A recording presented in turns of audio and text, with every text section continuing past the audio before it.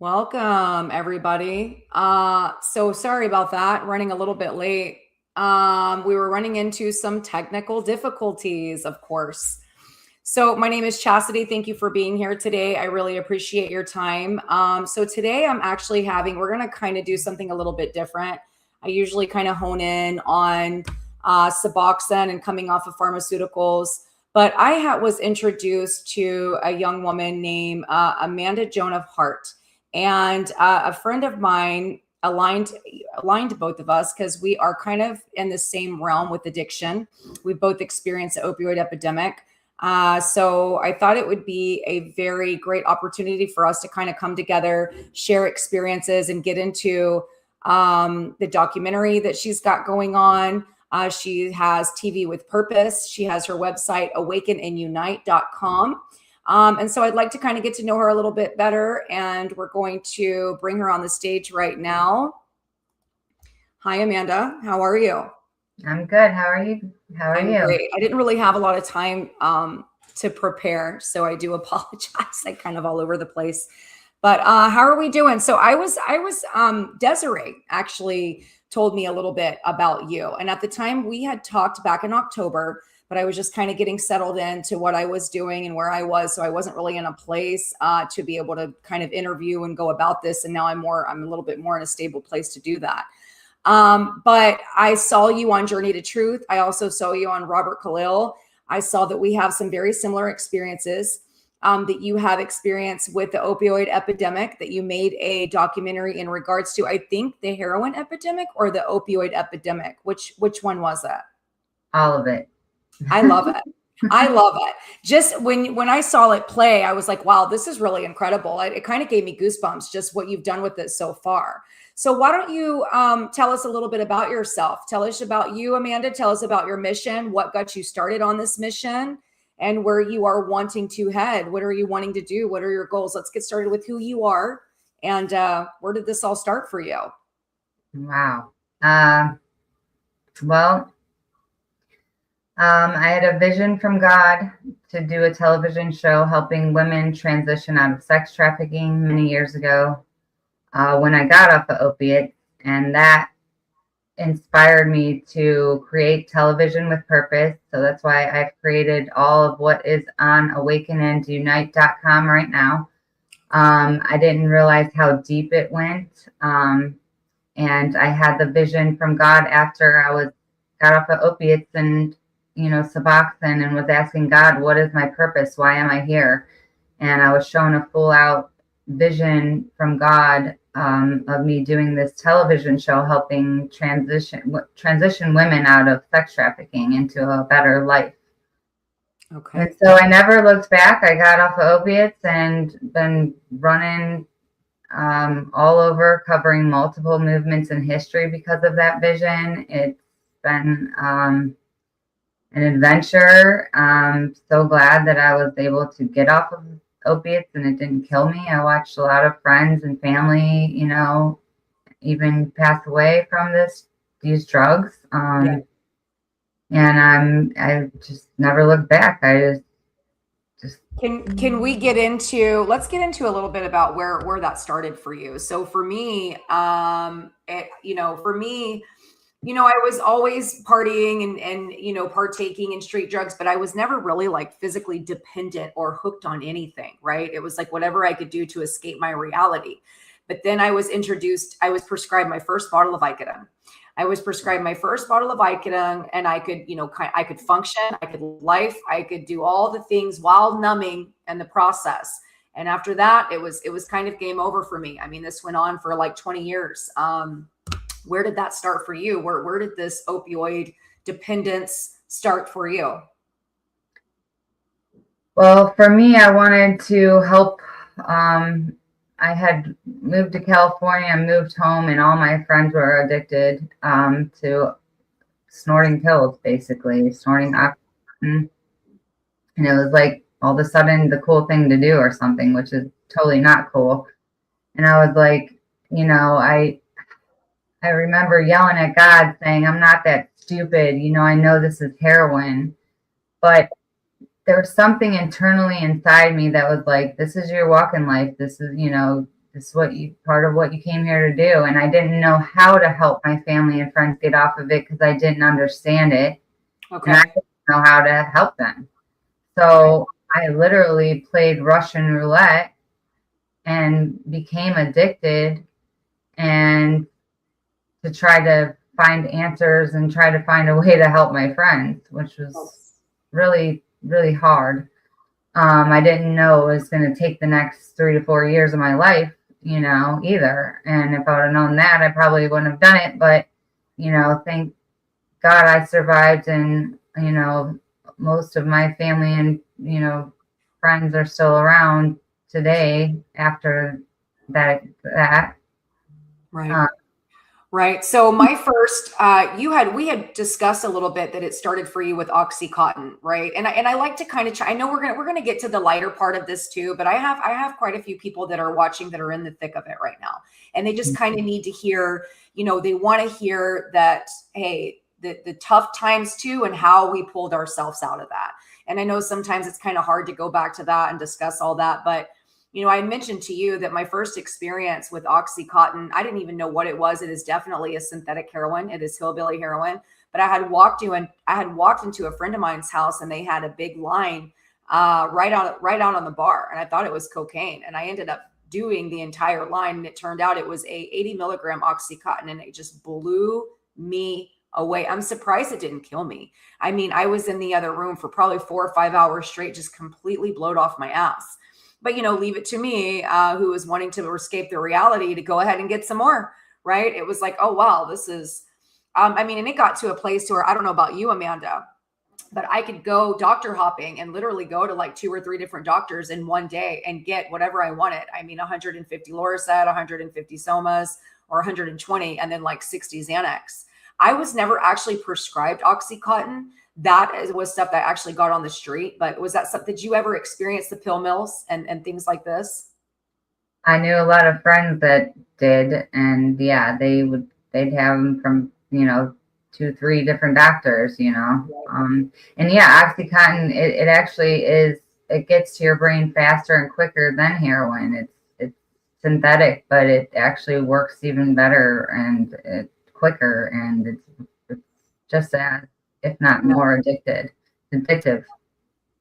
Yeah, because whenever I started using the Oxycontin, that's how I did it. I did crush it up and I did snort it. And I do remember when they turned it to a gel where you couldn't do that anymore. Mm-hmm. I never, now I will say there were a few times that I did try shooting up, but it wasn't something, it was like there was something inside of my soul that knew better. It was like I knew that I couldn't go that route because I like to numb way too much. And it was just, I liked it way too much. I wasn't going to end up alive if I did that and made a habit of it, right? It was like, as much as I was in active addiction, doing all these crazy things to escape my reality, that was not something that became, I've tried it, but it's not something that became habitual for me because I kind of knew better, Yeah, I knew I would die if I started doing it. That's why I wouldn't do it. I refused to. And yeah, that was all done by design when they made when they made the pills unsnortable. Everyone went to shooting up. It was all done by design. They knew what they were doing. And it's really sad. They created a heroin epidemic, and then obviously now an opiate epidemic. Fentanyl is an opiate, heroin, Oxycontins are all opiate. So that's why. Now we have a Suboxone epidemic. Now there is a Suboxone epidemic. That's an epidemic as well now. So it's like they create these problems and then create a solution for the problem that they created, right? So it's so disgusting. Mm-hmm. So I lost a lot of friends. I mean, I'm talking like the 20s. I'm talking like 20. I lost a lot of friends from pharmaceuticals, from these pills and drugs and shit. So it got so much where it was like I became numb to like death. Like the funerals were constant because of this shit. And it was like, oh, there's another one, but I mean, it never really, for whatever reason, I just kind of kept on using and kept on doing, right? Because you tell yourself, you're like, okay, well, this is a prescription drug. Like it can't be, that bad, when in fact it's probably far worse than, anything it's far worse than, like, I'm sure heroin. It's just the same. It's all just the same. So, Yeah, definitely glad we made it out alive on that. So, so why you said you got a vision from God? Okay, how long were you on this journey of opioid addiction? How long did this go on? I mean, what happened when you were like, okay, this is not sustainable. I can't continue to do this anymore. Many, benders, 2 or 3 day benders, I mean, I remember, after about 2.5 years or so on it, I was on my like couple bender that I had in that year where I would mix it with other things, uppers and stuff. And that's when it really got really dangerous, when you're doing all that. 'Cause I was pretty much a functioning addict. I would do enough to stay normal, or whatever you would call normal, I guess. To be able to function. I wouldn't overdo it. I didn't want to die.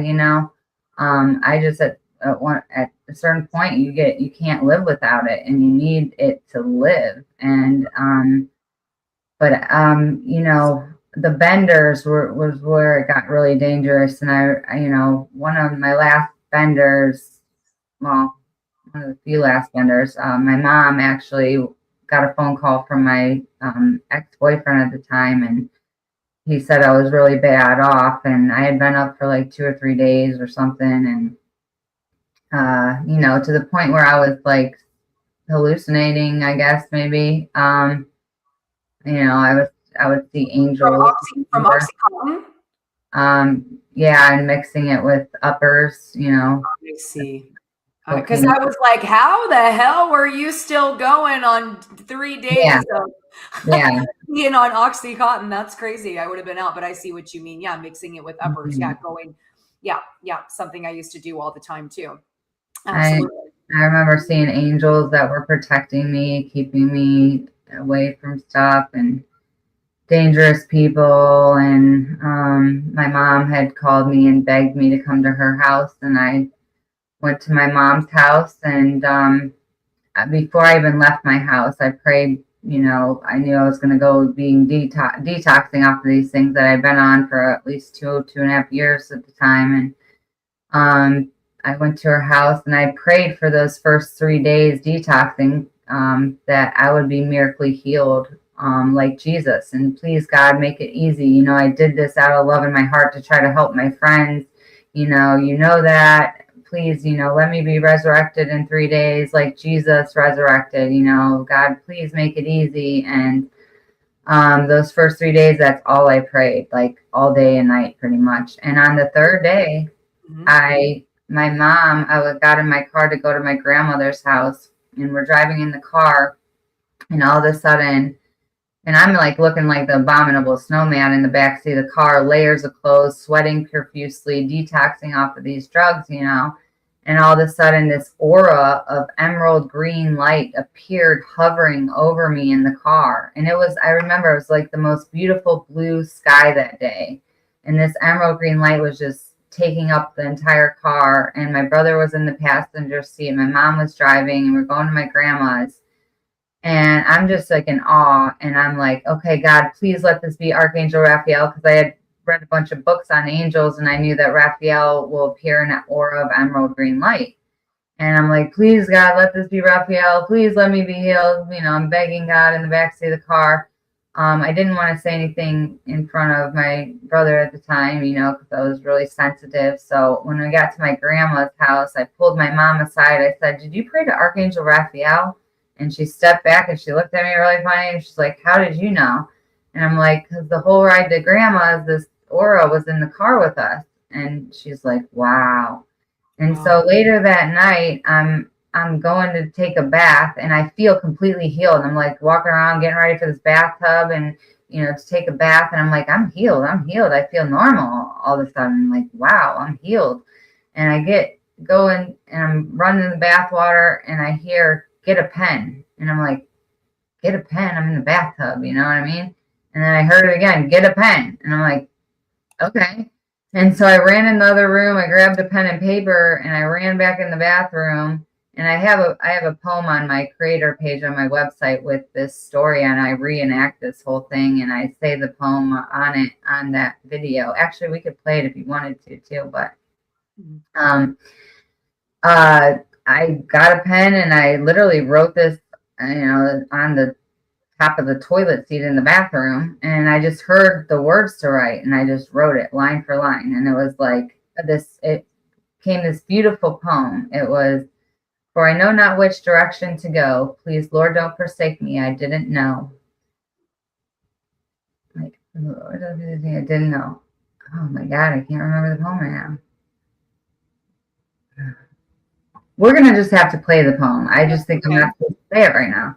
Okay, so we'll just play that poem. It's like a 4-minute thing, and I reenact my addiction. If you want, I can play it after or before my trailer. I have the trailer ready to go for the heroin epidemic. We could play here in a second. But yeah, I wrote this beautiful poem, and it was like, it was about Jesus, and I had prayed to be resurrected like Jesus. And at the end of the poem, it talks about Jesus, and I'm like, oh my God. So yeah, that was my first time detoxing off of opiates, and then unfortunately, I lasted about 3 months, and I started using again. Relapse, a lot of people say, is part of recovery, and unfortunately, it can be if it doesn't kill you. So to be clear, so you never really were like, you started using opiates just to understand why your family and friends, like, you were trying to understand what they were going How through. to help them. I didn't know how to help them, and I figured out, if I could figure out how to help them, because I knew there was a God. Right. Maybe I could save them. I didn't know, because I knew that, when you get on these things, and I knew, I read a lot of stories about God, and I knew there had to be a way, and I How were you able to get your hands on this? Was this prescribed to you by a doctor? Were you getting them from the street? Was it a little bit of both? It was all from my friends and from my family members at the time. They would get it for me pretty much, and to keep me to shut up and not, go tell on them or whatever,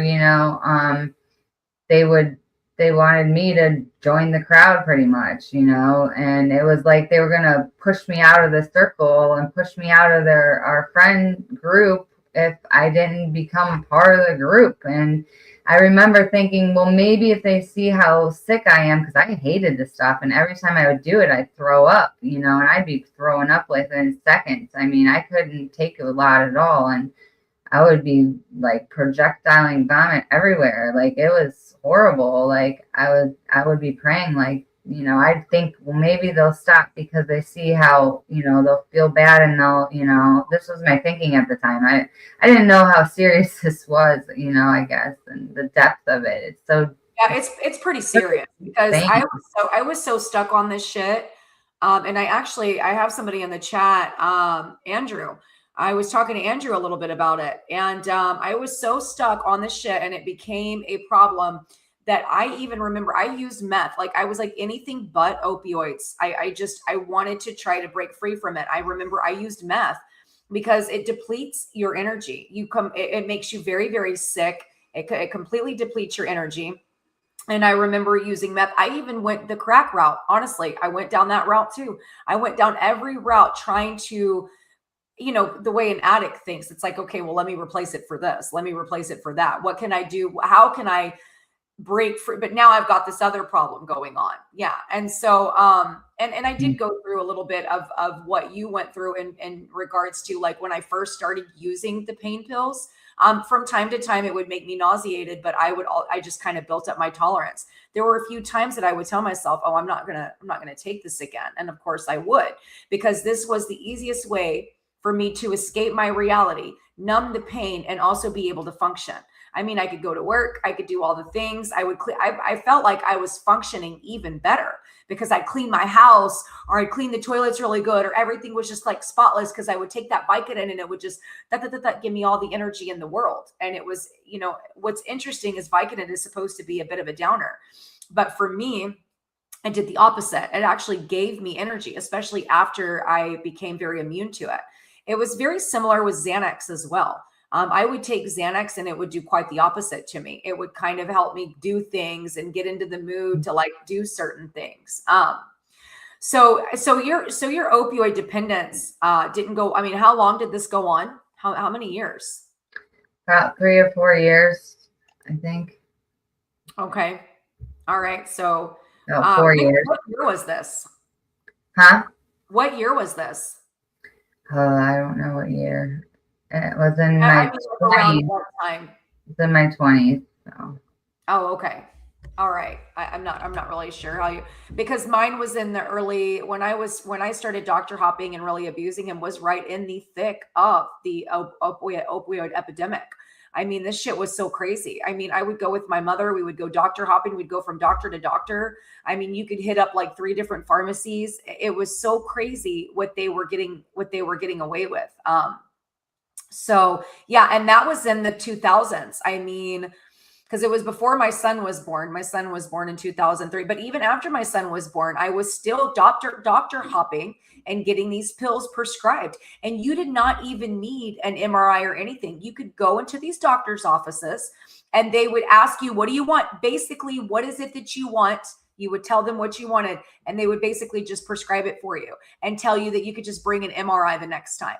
And you could do this to so many different doctor offices and maybe even hit them up for a second time because they didn't give a shit. They weren't trying to heal anything. They were literally there just to write a prescription, which we know all of this shit was done by design. And, you know, Amanda, you and I are very much like in the same like community and conspiracy thinking, right? And so I genuinely believe, Katrina, I don't know if you've ever seen The Pharmacist on Netflix. I believe that this, you know, it was going on bad there. The opioid epidemic was going on so crazy. They were getting away with so much shit and people were starting to catch on. I genuinely believe that they wiped all that shit out. It was completely wiped out. I'm not saying that's the only reason, but I genuinely believe that they had, because they had the whole damn New Orleans hopped up on that shit. You should definitely yeah, you should, because when I watched that documentary, I was like, dude, that's why that happened. They had that whole state hopped up on fucking, you know, they had pill mills on every corner. I know this was the DA, the DEA, they were a part of all of it, and they washed it all away with this shit.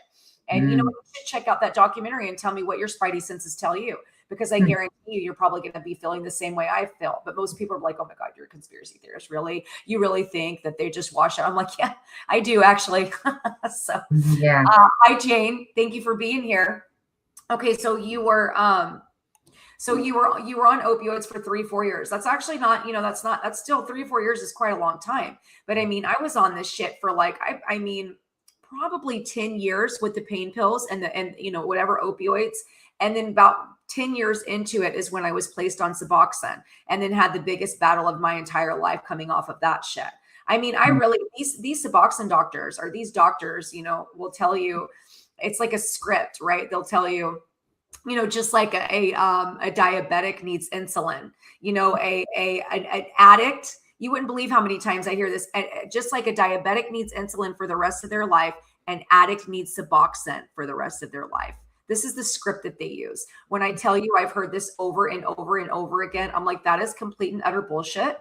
And some people, it's like they believe this because this is coming from an authority figure. This is coming from a doctor, right? So it's like, oh, they know best. When we know that, you know, when you are going through something like this and you are trying to mask the pain, you got to get to the root of the problem. There's no pill that's going to fix anything. And Suboxone is in fact a trap. Okay. It seeps into your bones. It seeps into your bones and causes joint pain the rest of your life. And we're on the topic of Suboxone. I did take Suboxone for about 6 months after I got off of opiates and the Oxycontins. And I remember it was like 6 months after I got off of it, and I was only on it for 6 months. My knees ached like horribly every day, and I was thinking, am my knees going to ache the rest of my life? And this is really cool. I would watch, I don't know if you ever watched the Christian Broadcast Network on on television. They would have it. It's called CBN, the Christian Broadcast Network. It would play at like midnight on regular TV because I only had regular TV at the time. And they would pray over. They would have a thing at the end of their whatever that show, and they would pray for people around the world and different stuff they had, and people would get like their prophet people on that would pray for the people would be like, okay, put your hands wherever you need healing, right? So every night I'd have my hands on my knees and I'd be like, please let my knees be healed tonight, please let my knees be healed tonight. And one night I did that, and I had my hands on my knees, and they did the prayer for healing, and they said, they even named it, they're like, somebody has their hands on their knees, you're going to feel this, like swish up your legs and this and that. And I felt it exactly what they were saying. And I was like, holy crap, I'm feeling exactly what they're saying. Oh my God. And I felt it. And I stood up after that and walked around, and my knees have never ached again since. Wow. Yeah, I hear about miracle stories like this. So prayer works. Oh, I know. Don't give up on the praying. Keep speaking over your life, speaking over your knees, put your hands on wherever needs healing, and just declare, no, this is done. I'm healed. I do not consent to any spirits of infirmity, spirits of pain, spirits of sickness. I am saved and healed and whole. And, you know, you can say in Jesus' name or by the source that created all, which is love, or whatever you want to say, you know, I don't know. Jesus' name is a powerful name. Jesus' name is a very, very powerful name. We all know that. And it's interesting you're saying that, because when I remember when I came off as the box, or I was trying to the very first time, well, not the first time, because there was quite a few unsuccessful attempts. But one of the times I remember just being in the shower. And I mean, I don't know if you are familiar with this withdrawal symptom or this experience with withdrawals. I mean, it is horrendous. It is hot and cold. You're hot and cold sweats. 1 minute you're hot, the next minute you're cold, you're sweating, you feel like shit. It's like literally having the flu. And sometimes the only thing that would feel okay was to get in the shower or get into a bath. It was the only thing that would make you feel better. And I remember being in the shower and just completely dropping to my knees and bawling my eyes out. And I just kept like pleading, please help. What? Please. I would call on but at that time I was doing it from more of like a victim standpoint, right? Like instead of like in being empowering and being empowered, and so it is type situation. Nothing, of course, nothing really came of that, but it was so horrendous. I remember just dropping to my knees, just pleading for help. But I also believe that that was not supposed to happen at that time. I was meant to go through this process of tapering so that I could show other people how to do exactly what I did, or do very similar to what I did, in order to break free from this pharmaceutical. So I wasn't meant to just completely be free and be healed like that. But, my soul signed up to get through some murky shit. It didn't sign up to just come here and have a walk in the park with shit. Literally everything in my life. I'm definitely working off quite a bit of karma in this lifetime. And I'm okay with that. I'm at peace with that. So those trials, man, they really grow you. You wouldn't grow without these trials. And rejoice in your trials, because they're teaching you perseverance. They're teaching you faith. They're teaching you so much. So just keep growing, keep reaching towards the light, and keep grabbing everything that fills your heart, like the real stuff, like whatever that is. Like go to church. Like you just remind me of the shower. I remember when I first got back from my mom's house after the first time sobering up, I was going to church that Sunday, and I'm in the shower, and all of a sudden this, I'm going to church. I'm like excited about going to church for once, and there was this golden circle of light, like fiery light, in the shower with me that morning when I was going to church. And I'm like, yep, I'm going to church today. Nice. Yeah. Like, what the heck is that? And that was before a lot of this other spiritual experiences I had since my addiction, and in my addiction, I was showing so much, like there's a lot of dark energy entity stuff that is wreaking havoc, that is trying to jump in your body. These are why people have blackout drunks. They're shadow beings that jump in your body. The one I saw looked like the Grim Reaper. We're in a war right now with this addiction stuff. We cannot give the enemy, let that door crack open and it will crack it wide open. You know, it wants to kill you. So when I realized that I was being, you know, that these beings were jumping in my friends' bodies and I could see it, that's when I was like, I got to get off all this stuff. And that's what really, you know, made me quit Let's get into all that that a crap, little you know. bit because you shared a story on about the seeing the Grim Reaper, and you know, a lot of people don't have the people don't understand these things, right? We are in a spiritual war. So you have to be very mindful of what you are putting in your body and what you are doing. And you know, these shadow beings, these archons, whatever you want to call it, you know, you cannot get caught slipping. They are one step ahead of you. You have to be cautious. And the reason that people black out and don't remember things is because now that you're drinking and you are drunk, you have created a very uncomfortable environment for your soul. So your soul is now exiting because it no longer wants to be in this environment that you have now created. So now you've got this empty vessel, this vessel that where now all of these other beings are ready to jump in and kind of navigate and use your body as I guess a door, I guess, if What you I will. found out is they're hijackers. They're dwellers. They dwell within your body. They absorb your intoxication and they basically get high with you. So Yeah. you're getting them high. It could be spirits that may have died that were drug addicts or Yeah. alcoholics. It could be because I've had that experience too. I've seen that those kind of spirits. That's why they call in bars, they call it high spirits, because these things are literally just dead people trying to jump in your body, trying to get high too, trying to get their fix. So, and then you got the real evil ones, which are the Grim Reaper that are like want to kill you through other people. They want to start fights. They want bad stuff to happen, and those ones are very dangerous ones. Those aren't just the normie, you know, addicts roaming the earth that are dead people, but there's these other ones. So it's So really it's really crazy, but know that God's got the last hand. You know what I mean? Don't contract with these things. Try to break any and all contracts with these things. When you pick up a drug, you're basically signing a contract saying, okay, you're allowed to be here. I'm giving you consent because I'm going to use this drug.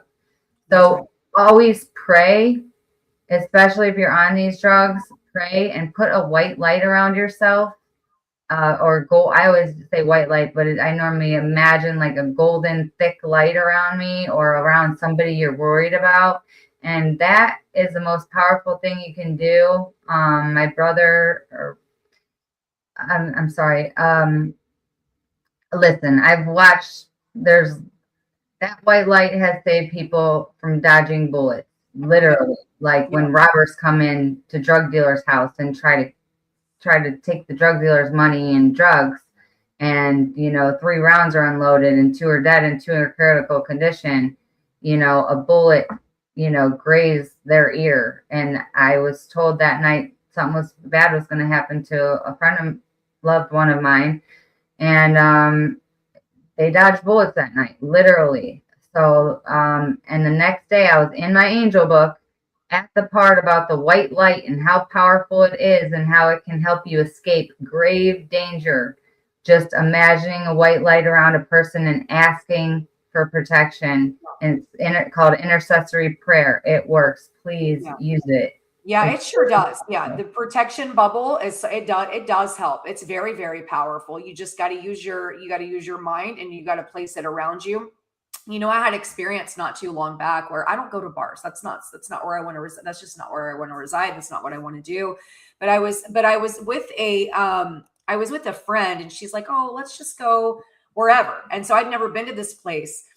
And when we walked in that place, I was like, "Oh, ew." I could, so I can't see the way some people can see, but I feel.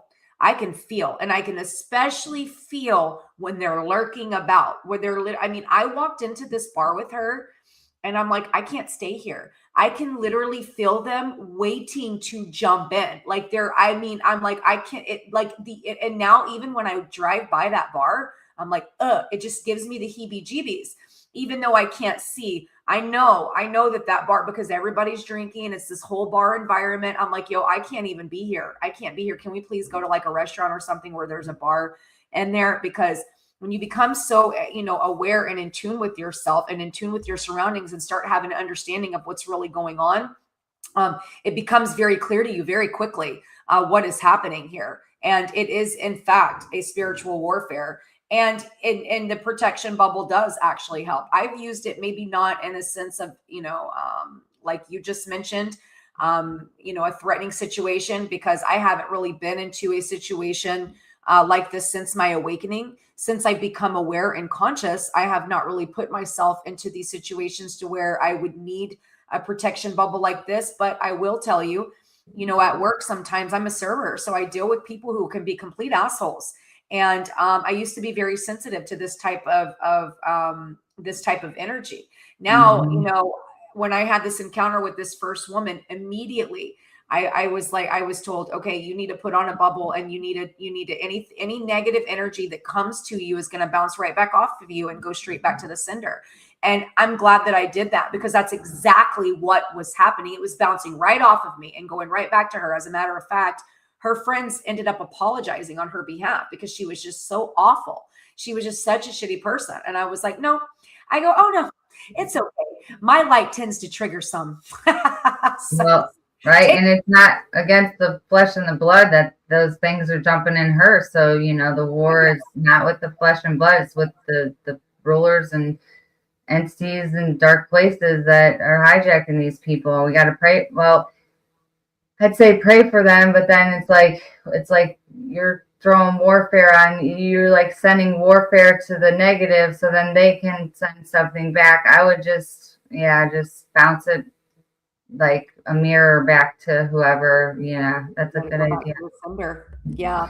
So and I would always feel stuff lurking too. Like I would always be praying when I would be using drugs. I'd always be in my head praying, because I would feel stuff lurking, and I knew like it was just felt like it was over me, like you're saying, or in the corners of the room or something. And I would just pray all the time. I remember one time, my cousin, she was on very heavy duty, like crack and meth. I mean, I did all that too. I did it all too. And I remember her telling me that she saw a demon face in the wall. And I was thinking, this bitch is crazy. What? Yeah, no, the veil is thin, and you are now seeing these things. It's not that you're crazy. This is exactly what you are experiencing, because I had this very experience. I remember I looked out a window and I literally saw a demon face in the window. And I immediately thought of her, because I was like, oh, well, maybe she's not. Now I'm here with her being just as crazy. So, yeah, that's one thing I don't miss any of it. Right. But it was like, what a shit show for such a long time. And I'm so glad to be out of it.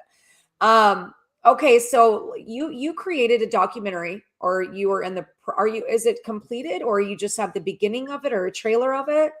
I have a 3-minute trailer I will show you. And I did it. It's a massive, right now I have a completed 37 parts inside the opiate epidemic documentary. It was filmed in over 50 events. I filmed for about over 3 to 5 years. It took me 2 years to edit it. I just completed it last year, and it's ready for distribution. My goal is to try to get it into rehabs or jails nationwide one day, to try to be used as a program to help people in recovery. I'm hoping it'll be able to be used. And that's the only thing that's not on my website, besides the trailer is on my website on the trailers page. And so I only have 3-minute trailer right now. And I made this trailer about a year and a half in. So there's a lot missing, but it shows some of the people and some of the stuff that kind of shows the kind of look. But I couldn't, I had to keep it a 37 part, because there was so much good stuff in there, and different people's ways and how they recovered from, mothers that lost their children, to grandparents, to addicts, recovering addicts, and just all their stories. I have famous people in here. I have, just recovery addicts and stuff. That's amazing. I have just a bunch of beautiful souls in there trying to fight on when everybody was dying, you know? And so from marches to rallies and whatnot, basically I filmed it. And yeah, I wanted it to be able to be used to really ingrain it into your brain as, hey, this can work if you work it, you know, and this is how this person did it, and this is how that person did it. I love that, Amanda. Yeah. That's amazing. It's making me emotional. That's awesome. That's awesome, because you're turning your pain into power. You know, the murkiest shit that you went through, you're turning that into power. And I do believe it's going to do exactly what you want it to do. It's going to. You just, you know, this time is of the essence, right? Like, I'm sure it'll fall into the right hands, the right people. It's in some hands right now. I'm trying to. It? Yeah, if you guys could pray for me, that would be great, because it's going to happen. Hands, but I don't know what's going to happen, you know. And so it is. That's amazing. So you completely finished the documentary, or it's all done. You will just have the trailer here for us. Yes.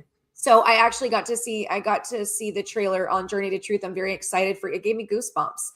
So, you know, it's obviously, yeah, it did. And it's very powerful. And I absolutely love that you have done that. So yeah, let me share. We're going to watch Amanda's, there we go, love. We're going to watch Amanda's little trailer for her documentary. I'm very excited to share this with everybody. Okay. Make sure you let me know that you can hear the sound, okay? I will. Yeah. Okay, hold on one second. Oh, I'm so proud of you. Oh, I can hear it. I love the music that you picked out, by the way. When it's never quit. Yeah. Hey, city workers.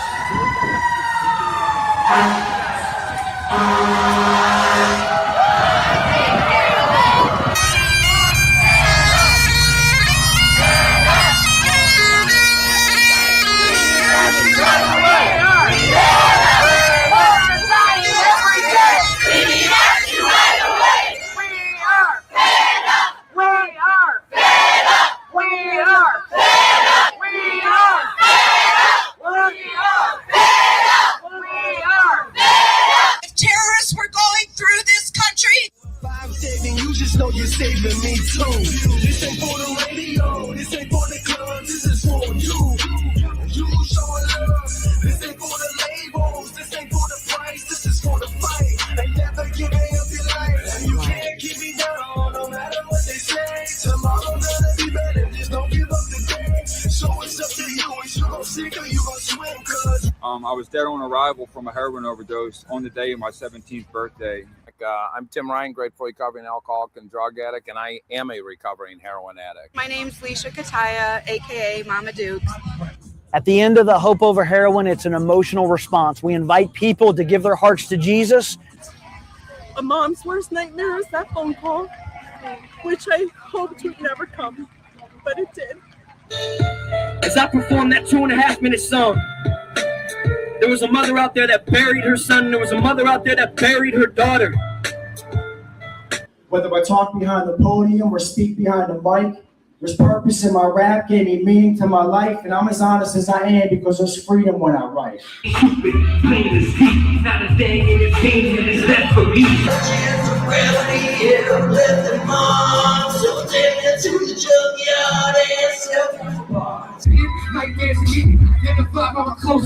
Feeling this love surround you, sincerely signing off to formally feeding that brand. Don't mess up someone else's life tonight for me it ends. Peace. The pharmaceutical industry knew exactly what they were doing, and they created this pandemic. This is pharma-driven. Systems are designed to create havoc and destruction. They're not designed to create health and healing. So we have a problem, America. This isn't just an I thing. This is a we thing.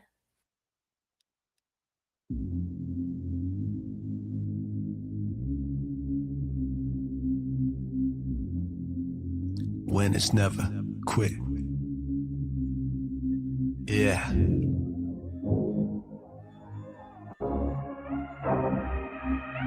Yeah. My mic on? That's a That's amazing. That is absolutely amazing. Yeah, that made me emotional. Did you get emotional making that at all? Oh, you're muted. I can't hear you. Sorry. Okay, no, that's okay. Did you get emotional making that? When I watch back some of the parts of the 37-part documentary, I cry. I'm like, wow, that is so powerful. So many of the pieces are so powerful. You wouldn't believe it. They're just, I don't know what I did. I did something.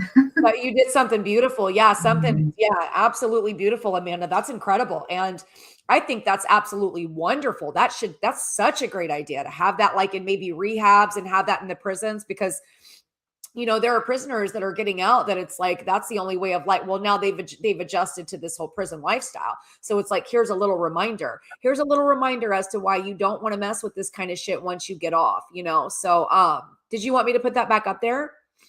Well, I can play. I'm going to show you. If you want to put that, I can show you. We're loving it. Jane says that's great. Andrew was like, that's really powerful. Yes, girl, don't stop, because that's powerful. And I do think it'll impact exactly who it needs to impact. So let me do this. There you go. Okay, what were you wanting to play? Okay, so this is on the creator page. And you go down. This is my bio, and then I have my documentary, Amanda Joan of Heart, which goes over my spiritual story, my whole story more in depth. It tells some of the stories more in depth that we talked about on here. This one would be the one about, it's a 4-minute poem. Do you think you have time for this one? Yeah, we can do that. Yeah. Okay. Wait, make sure the music it's playing. Can you hear it okay? And you might want to take those words off the screen, because I don't know. Dear God. I can hear it.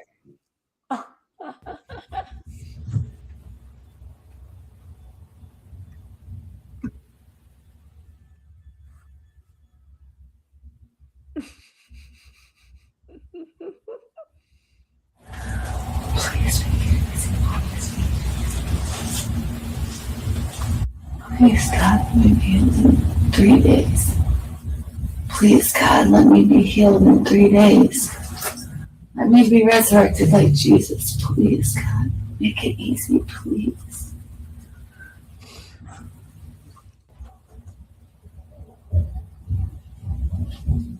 Sorry.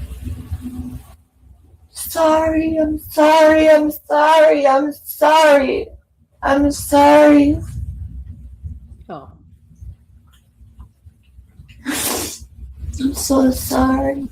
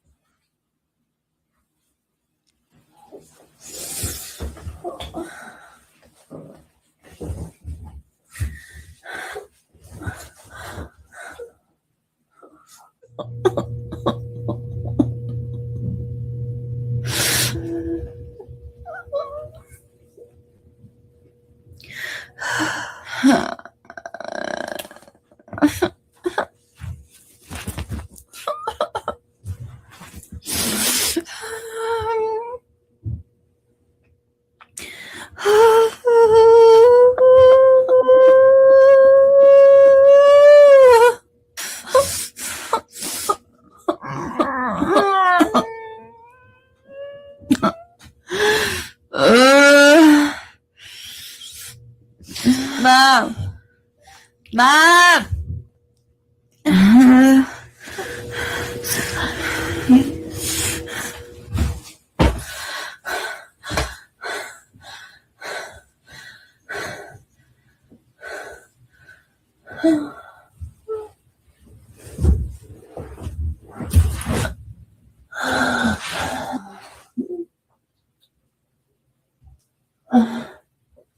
Please help me, God.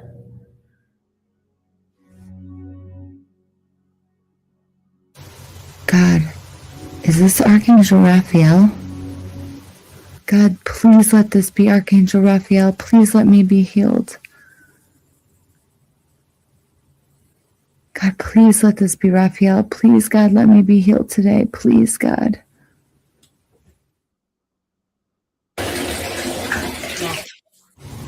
Roll showers. Get a pen. Get a pen. Get a pen.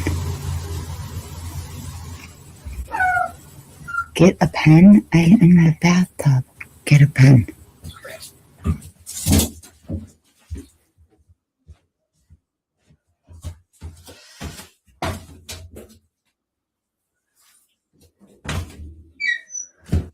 Dear God, for I know not which direction to go. Please, Lord, don't forsake me. I didn't know. I could not see you right by my side. I felt like I had to run away or hide. But I felt your presence with me all along, and you are my Savior to which I belong. Thank you for not forsaking me now, and showing me the path that you will allow. Thank you for I am a new spirit free. Thank you for the lessons to teach thee. I love you, my Father, O God, and Jesus Christ, for shedding his blood. For no man is perfect, and for that you gave your Son's life.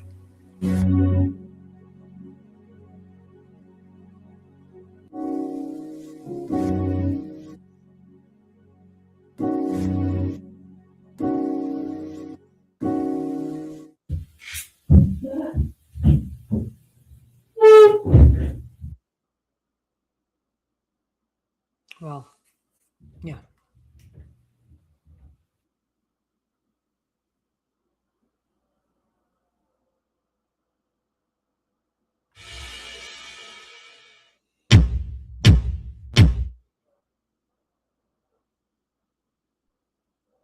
That's really powerful. So did you, was that your actual, when you were actually detoxing, or were you No, just no, reenacting? I reenacted that. Okay. No, I love it. No, people need to see it. Yeah, good for you. That's great. I love that you did that. And that's on your website? On the creator page, yep. That's amazing. Amanda, all of this is absolutely amazing. You can remove that, yeah. I did. Yeah. Yeah. Wow. I'm really proud of you. And I'm very glad that I had you on. I had you on this evening. Thank you so much for coming on. Where can people find you? At awakenandunite.com or tvwithpurpose.com or Amanda Joan of Heart.com. It all goes to the same website. So, yeah. Well, thank you so much for coming on tonight. I really appreciate you chatting with me. And I think we're going to be probably speaking a little bit more now that we've been like introduced. I mean, we're kind of in the same, it's interesting because you documented, I documented my entire journey off of Suboxone, getting up at 2:00 in the morning, not going through withdrawals. I mean, I actually have footage of all of it. And it's very synchronistic and interesting because now that I'm getting a lot of attraction with this, it's exactly 2 years from right now that I went through that journey. And it's, when you're going through Suboxone, when you're coming off of Suboxone, you think you're good. You're in autopilot. You think you're really okay.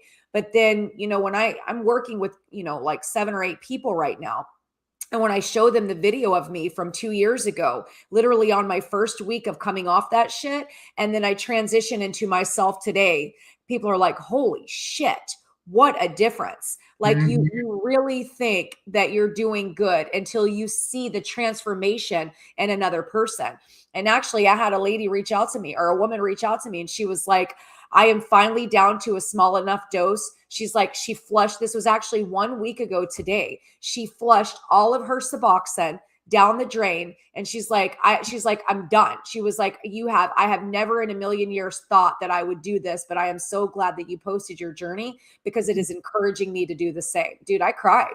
It gave me something to talk about whenever I went live a week ago, and I actually talked to her today. I talk to them regularly, and I've created group chats for people that are all going through this process, because where one person might be having a good day, the other person might be having a bad day, and they just can kind of hold each other accountable, and it doesn't necessarily all fall on me. Not that I don't want it. I want to be there. But I mean, I even had a girl reach out to me. She came across my content, and she was on kratom, went to rehab. They put her on Suboxone. Okay. I know you could use a quick hit to come off of kratom. Okay. And Suboxone is a trap, but they put her on Suboxone and she was there for about a week and they were wanting to continue to give it to her. And she was like, I'm done. So she left. She AWOL'd, but they wrote in a prescription at the pharmacy. And then she just synchronistically comes across my content. She's bawling, crying, freaking out. She's like, what did they give me? Why am I feeling this way? This is so horrible.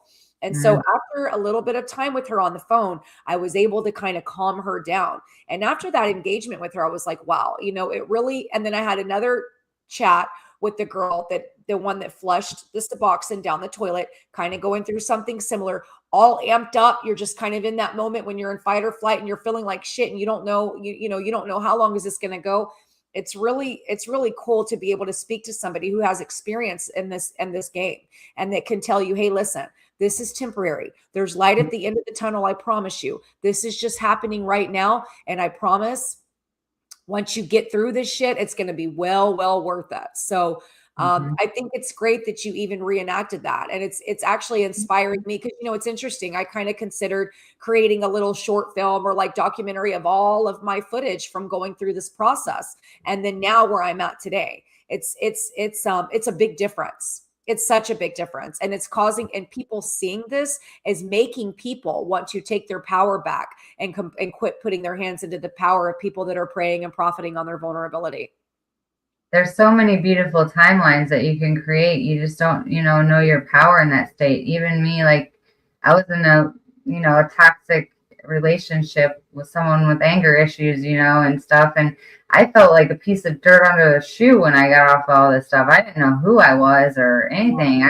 I didn't know my power. And I'm so glad that I pushed through it and I, got to get on God's plan and just walking in faith and listening to your heart as your compass and not letting a drug dictate your life anymore, like giving your power back to you, your true authentic self. And when your authentic self, it's so beautiful. Like these drugs, they don't make you happy. You're not smiling. You're not laughing like normal. You're not, your whole self, it's like dumbing your beautiful, authentic self down. We're so much more than these drugs, And yeah, I threw my Suboxone as well. I still had a bunch left, and I was like, "Screw this!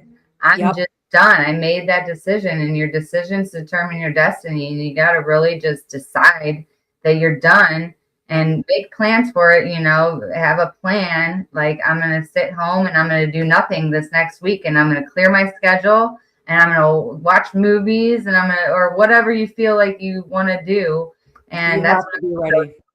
And do it and just. I think the reason, I didn't mean to interrupt you, sorry. And I think the reason that I put myself out there like that, because I'm like, okay, well, I don't have a choice now. I'm doing it where everybody's watching. So it's like, I don't have a choice but to succeid. Because now I've done flush. Now I've absorbed all the Suboxone in hot water, done a video and posted it. Okay, now what? Now I have no choice but to move forward. And it's brought me exactly where I am today. I wish I could share my screen because I would love to show you that video and share it with the people in the chat at the moment. But I don't know. Do you have Instagram? Can you email it to me? Let's see. Is it a link? It is. It's my Instagram. Do you have Instagram? Yes, but just if you can just copy the link and email it to me. Okay, let's see. I want you to see this, and I think it'd be really cool for other people to see too. I am going to work on exactly what you told me and how to share my screen. So, thank you for that. Oh, shit. Okay. So here we go. All right. What is, you know what? I think this is the longer one, actually. So, I try to go back. Let's see. In the morning. Okay. What is your but shit's uncomfortable. So email address? I think I've already emailed you before. awakenandunite@yahoo.com. That's right. Yep, there you are. Okay, if anybody's still in the chat, I definitely would love to share this as well. I really would like for you to see it too. Amanda was trying to show me how to share my screen so that I could show her trailer of her documentary, but she just went ahead and did it. But it is something I definitely need to learn to do so that we can do this. But yeah, we have people in the chat, links in the, yes, all of her page, all of her information is in the description. I made sure that I put all that there, Andrew. So, and thank you, Missing Time, for answering that. I really appreciate that. Yeah. So this what I just sent you is when I first went off of Suboxone, I think I was a week into it, right? And it was like, for whatever reason, the nighttime was just horrendous. And I was not really sleeping. Fortunately, I was able to just kind of sleep when my body allowed it. But I was having a really rough time. And this actual footage is 1 week into it. It's like, and what's interesting is it's 3:33 in the morning. That's what's so interesting. It seemed like I was always being woke up at 3:33, which, I feel like I'm being guided. So I'm trying to open up the thing and it's not loading your thing yet. All right. Well, that's okay. That's okay. I can send it to you on text and maybe I can share it some other time if it's giving you some issues. I keep trying, but I don't know what the heck. Okay. That's all right. That's okay. Well, all right. Well, next time I'll be prepared and we can definitely share that. So yep, all of her links are in the chat. Thank you everybody for coming and watching. I really appreciate it. Amanda, thank you so much for coming on. Tomorrow I will be interviewing a man, his name is Alex. He's going to be getting into, his ibogaine experience. He has a history with addiction. He has also done 5-MeO DMT. He is actually looking into starting a clinic where people can come to hone in on and have these experiences with 5-MeO DMT. I actually interviewed his friend a couple of weeks ago, and he had the ibogaine experience. So yeah, we'll be going live again tomorrow on Tuesday at 8 p.m. Eastern Standard Time. So I hope to see you guys. Very neat. I know. I'm excited. I'm very, very excited to interview him. So usually I usually just do Mondays, but we're going to go ahead and do a Tuesday live for tomorrow. So I hope to see all you guys there. I hope everybody has a wonderful evening. And thank you so much for coming on, Amanda. Y'all have a good night. Thank you. Thank you, everyone.